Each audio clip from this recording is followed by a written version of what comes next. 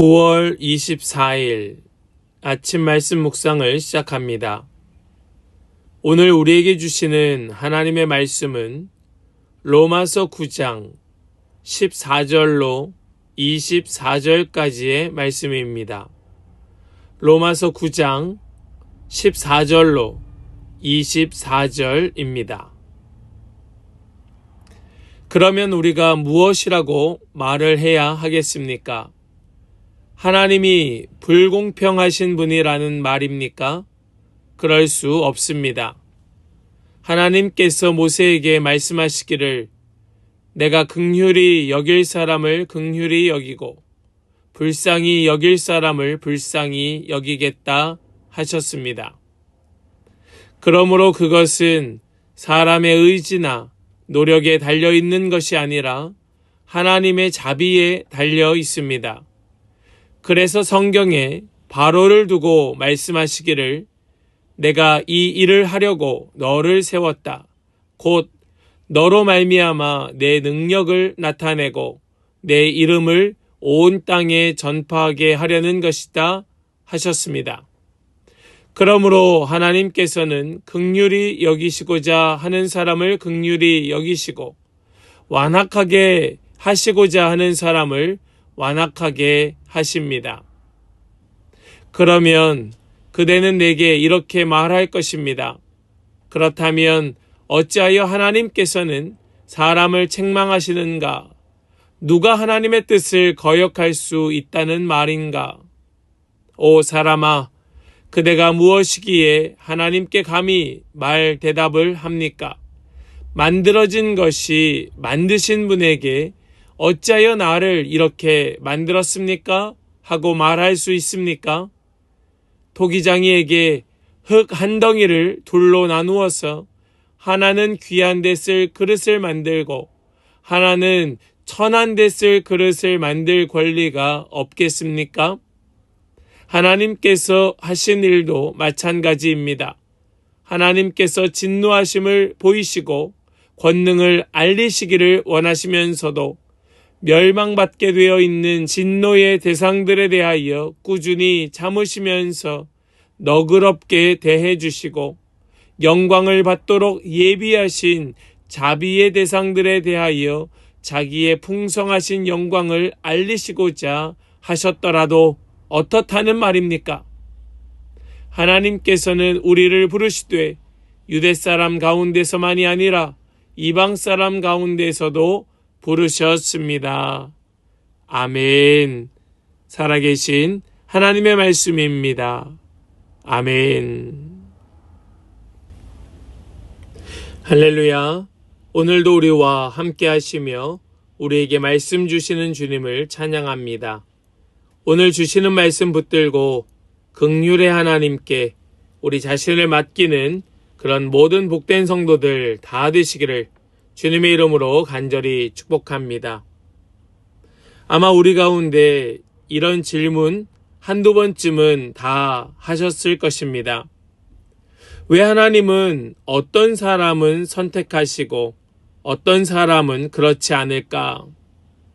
왜 누구는 선택하셨고 누구는 그렇지 않으실까 하는 질문을 던져본 적이 있으실 겁니다. 우리는 공평을 굉장히 중요한 가치로 여기지요. 또한 우리에게 주신 자유의지 또한 우리는 굉장히 중요한 것으로 여기고 있습니다. 우리는 이런 것들을 중시하는데 하나님의 주권은 때로 이해되지 않는 뭔가 신비로운 것처럼 느껴지는 겁니다. 서로 상충되는 것이지요. 우리가 생각하는 공평과 하나님 보여주시는 공평이 뭔가 다른 것처럼 느껴질 때가 있는 겁니다. 그러나 오늘 사도 바울은 이 질문을 외면하지 아니하고 하나님의 긍휼하심과 주권 안에 숨겨진 은혜의 목적을 우리에게 보여줍니다. 그래서 우리는 오늘 이 말씀을 통하여서 정말 하나님의 공평과 또 하나님의 주권, 하나님의 그 긍휼하심과 하나님의 은혜가 무엇인가? 우리 다시 한번 말씀을 통하여 깨닫고 그 주님의 은혜 가운데, 긍휼 가운데에 우리 자신을 맡기는 그런 모든 성도들 다 되시기를 간절히 소망합니다. 오늘 먼저 나누기 원하는 것은 하나님의 긍휼은 우리의 기준을 넘어선다라는 겁니다. 하나님의 그 긍휼하심, 그것은 우리 자신을, 우리의 모든 것들을 뛰어넘고 있습니다. 우리 이것을 말씀을 통하여 같이 한번 확인해 보기를 원합니다. 우리 말씀 14절과 15절의 말씀입니다. 그러면 우리가 무엇이라고 말을 해야 하겠습니까? 하나님이 불공평하신 분이라는 말입니까? 그럴 수 없습니다. 하나님께서 모세에게 말씀하시기를 내가 긍휼히 여길 사람을 긍휼히 여기고 불쌍히 여길 사람을 불쌍히 여기겠다 하셨습니다. 아멘. 하나님께서 이 바울을 통하여 우리에게 주시는 메시지는 굉장히 분명합니다. 지금 바울은 모세와 바로의 예를 들어 우리에게 설명하지요. 하나님의 긍휼이 누구에게 임할지 하나님께서 결정하신다고 말합니다. 하나님께서 결정하신다. 하나님의 선택으로 하나님께서 결정하신다. 이것은 하나님이 변덕스럽거나 불공평하다는 뜻이 아닙니다. 하나님께서 하나님 마음대로 하시네, 그것이 아닙니다. 오히려 하나님의 긍휼은 하나님께 속한 선물이며 하나님의 뜻과 계획에 따라 베풀어진다고 하는 하나님의 그 주권은 항상 우리를 향한 긍휼로 나타나고 있다는 것을 보여주는 겁니다. 도리어 하나님께서 만약 정말로 공평하셨다면, 하나님께서 정말 공의로 우리를 바라보고 계셨다면 우리에게 미칠 긍휼은 조금도 없는 것입니다. 여러분, 이 사실을 분명히 여기셔야 됩니다.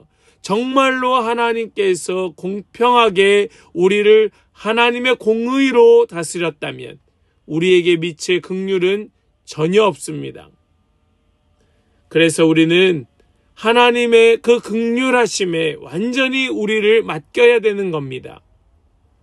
우리의 시선은 우리의 자격과 성취에 머물러 있을 수 있지만 하나님의 시선은 오직 긍휼과 하나님의 선한 계획에 있다는 사실입니다. 우리 이 사실을 꼭 깊이 새기고 묵상해 볼 수 있기를 원합니다. 우리 18절 말씀도 이어보시겠습니다. 그러므로 하나님께서는 긍휼히 여기시고자 하는 사람을 긍휼히 여기시고 완악하게 하시고자 하는 사람을 완악하게 하십니다. 아멘. 하나님께서 긍휼히 여기고자 하시는 사람을 긍휼히 여기신다. 우리가 다 그 혜택을 본 사람들인 겁니다. 저와 여러분들 모두가 그 은혜 가운데에 지금도 살아남은 사람들입니다. 우리 그 하나님의 긍휼에 감사하는 그런 모든 성도들 다 되시기를 간절히 소망합니다. 어쩌면 그 긍휼을 머릿속으로 어렴풋 알면서도 여전히 납득되지 않고 여전히 이해되지 않는다고 생각하는 분들이 계실지도 모릅니다. 그래서 지금 이 사도 바울은 우리에게 다시 한번 언급하고 있습니다. 그것이 두 번째인데요. 바로 하나님의 주권을 강조하면서 토기장이이신 하나님의 주권에 대하여 우리에게 말씀하고 있습니다. 사도 바울은요, 하나님을 토기장이에 비유합니다. 하나님은 모든 천지 만물을 만드셨고 창조하셨고 또 우리는 그 하나님의 바로 빚으신 흙이다. 하나님은 만드시는 토기장이시고 우리는 그분의 손에 들린 흙이다. 그 흙, 그것은 어떤 권한도 없다. 오직 만드시는 토기장이에게 모든 주권이 있다라고 이야기하는 겁니다. 우리 21절 말씀을 같이 보겠습니다. 토기장이에게 흙 한 덩이를 둘로 나누어서 하나는 귀한 데 쓸 그릇을 만들고 하나는 천한 데 쓸 그릇을 만들 권리가 없겠습니까? 아멘. 토기장이가 있는데 흙 한 덩이를 둘로 나눕니다. 그리고 하나는 그 하나의 쓸모대로, 또 다른 하나는 또 다른 쓸모대로 만들 권리가 바로 토기장이에게 있다라고 말씀하는 거예요. 여러분, 여기에서 우리는 이 말씀을 다시 한번 묵상해야 됩니다. 우리는 자꾸 무엇에 초점을 맞춥니까? 하나는 귀한 것, 하나는 천한 것. 바로 이 귀한 것과 천한 것이라고 하는 것에 자꾸 우리의 가치관을 둡니다. 그런데 지금 여기에서 우리가 보아야 될 말씀은 도리어 귀하고 천한 것이 아니라 하나는 이런 쓸 그릇으로, 하나는 다른 쓸 그릇으로 만들 권리가 토기장이에게 있다. 무슨 말입니까? 다 그 토기장이의 주권으로 쓸모 있게 만든다는 겁니다. A 사람은 A의 쓸모대로, B 사람은 B의 쓸모대로 하나님께서 빚으신다는 겁니다. 이 땅 가운데에 누구도 쓸데없는 사람이 없는 거예요. 우리는 다 그 만드신 분의 쓸모대로 쓰임받으면 되는 겁니다. 이것으로 족한 겁니다. 이것이 주권자를 인정하는 태도예요. 왜 하나님 나는 천한 것으로 만드셨습니까? 이런 항변을 할 수 없고 하나님께서 나를 이런 쓸모대로 만드셨군요 라고 인정해야 한다는 거예요. 여러분, 이해가 되시겠습니까? 이것이 인간의 존엄을 낮추려는 말이 아니라고 우리에게 가르쳐주고 있는 겁니다. 우리의 존재가 하나님의 계획과 하나님의 손길에 있다는 도리어 우리를 위로하시는 하나님의 음성인 거예요. 우리는 스스로를 만든 존재가 아니라 하나님의 쓸모대로 빚어진 작품이라는 사실을 믿고 기억하여 우리 주님의 그 만드신 쓸모대로 살아가는 우리 모든 성도들 다 되시기를 간절히 소망하며 축복합니다. 세 번째로요, 우리는 하나님의 긍휼의 그릇으로 부르심을 받았다는 사실을 다시 한번 확인하고 되새겨야 함을 가르쳐주고 있습니다. 우리는 긍휼의 그릇이다. 우리는 하나님의 그 부르심을 받은 긍휼의 그릇이다. 우리 말씀 24절 말씀을 같이 한번 보시겠습니다. 하나님께서는 우리를 부르시되 유대 사람 가운데서만이 아니라 이방 사람 가운데서도 부르셨습니다. 아멘. 하나님께서 우리를 부르셨다. 우리를 부르셨다. 하나님께서 우리를, 저와 여러분들을 부르신 줄로 믿으시기 바랍니다. 우리를 부르시되 유대 사람 가운데서만이 아니라 이방 사람 가운데에서도 부르셨다. 여러분, 이 말씀은 우리를 위로하시는 하나님의 사랑의 손길인 줄로 믿습니다. 하나님의 그 진노는 계속해서 채워져 왔습니다. 바로 끝을 향하여 이 세상은 달려가고 있는 것이지요. 언제라도 하나님의 진노의 그릇은 우리에게로 쏟아부어질 수도 있었습니다. 우리는 그만큼 타락하고 범죄한 자들이었습니다. 그 진노의 그릇이 채워지고 또 채워져 있었건만 하나님께서는 그 그릇을 참으시고 또 참으시고 도리어 긍휼의 그릇으로 우리에게 영광을 부어 주셨다는 걸 보여주는 겁니다. 우리는 하나님의 영광으로 채워질 만한 그릇이 아닙니다. 그럼에도 불구하고 오래 참고 또 참으신 하나님께서 포기하지 아니하시고 그 더럽고 추악한 그릇을 주님의 보혈로 깨끗하게 닦으시고 주님의 영광으로 채워주셨던 겁니다. 우리는 하나님의 긍휼로 부르심을 받은 사람입니다. 우리 이 그릇은 주님의 영광을 담아야 될 그릇이란 말씀입니다. 우리는 이 사실 앞에 두려움이 아니라 확신과 감사를 담아야 할 줄로 믿습니다.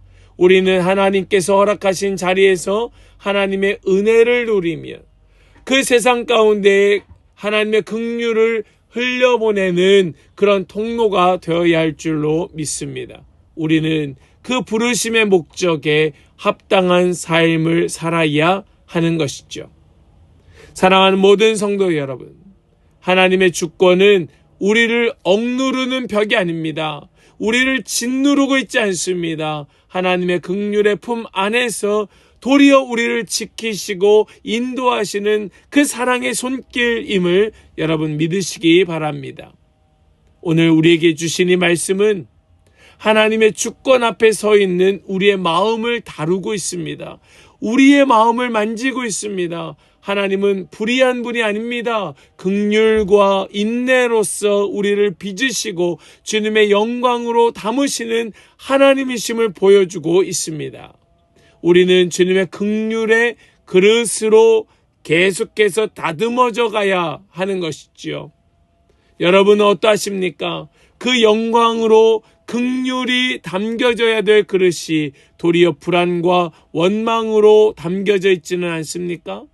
하나님의 선하신 뜻을 신뢰함으로 감사로 살아가는 우리 모든 성도 다 되시기를 간절히 소망합니다. 하나님의 주권을 인정하십시오. 하나님의 그 긍휼을 담으십시오. 하나님의 영광으로 채워 그 영광 가운데 살아가십시오. 우리는 반드시 하나님의 그 긍휼하심에 맡겨야 될 자들임을 기억하면서 오늘도 주님의 품에 우리 자신을 맡기는 그런 모든 복된 성도들 다 되시기를 주님의 이름으로 간절히 축복합니다. 아멘. 기도하겠습니다. 사랑과 긍휼의 하나님 감사합니다. 오늘도 하나님의 긍휼과 인내로 붙들어 주시니 감사, 찬송, 영광 올려드립니다. 주님의 주권으로 우리를 붙드사 우리의 자격이 아닌 주님의 은혜로 살아가게 하시고 긍휼의 그릇으로 빚어 주님의 긍휼을 채워주시고 영광으로 넘쳐나게 하여 주시니 감사합니다. 주님, 우리의 시선을 사람의 기준이 아니라 하나님의 신실하신 그 사랑에 고정하게 하여 주시옵시고 주님이 허락하신 자리에서 감사와 신뢰로 또 긍휼을 전하는 자로 살아가게 하여 주시옵소서. 주님께 온전히 맡겨드리고 감사 찬송 올려드리며 우리 주 예수 그리스도의 거룩하신 이름으로 기도하옵나이다. 아멘.